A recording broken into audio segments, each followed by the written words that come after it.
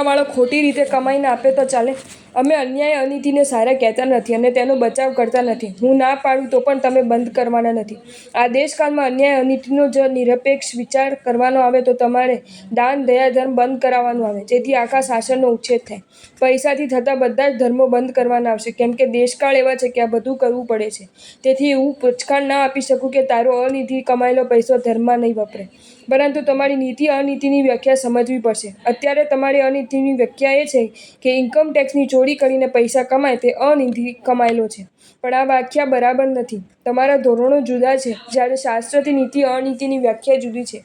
Income ટેક્સની ચોરી તે ચોરી ખરી, પણ મોટી ચોરી કઈ તે સમજવી પડે.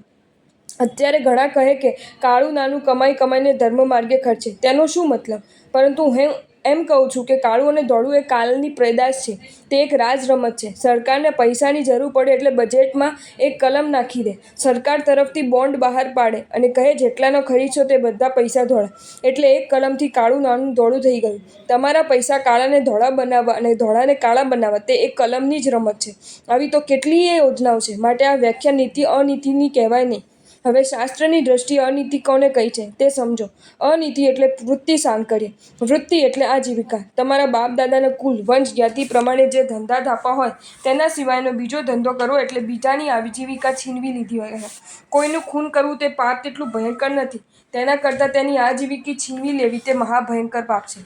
આ આજીવિકા છીનવી લેવાથી તે રીબાઈને મળશે, સાથે આખું કુટુંબ પણ રીબાઈને મળશે. આમાં કેટલાયને મરવાનું પાપ લાગશે, માટે બેકારી ફેલાવી મહાભયંકર પાપ છે.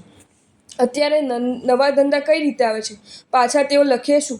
અમે આટલાને રોજગારી આપીએ છીએ, 25,000ને રોજગારી આપી, પણ તેની સામે લાખોની આજીવિકા છીનવી લીધી, તેનું શું?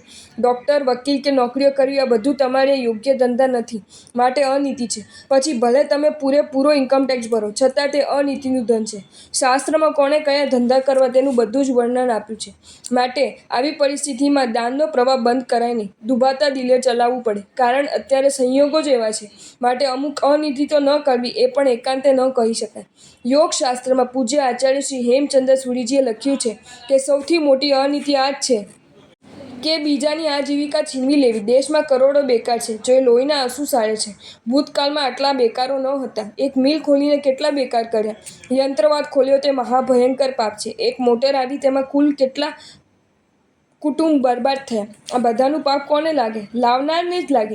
પાછો સામે કહેશે કે વિકાસ કઈ રીતે થાય? અમારે એમ કહું છે કે કરોડોને બેકાર કરીને વિકાસ કરવો છે.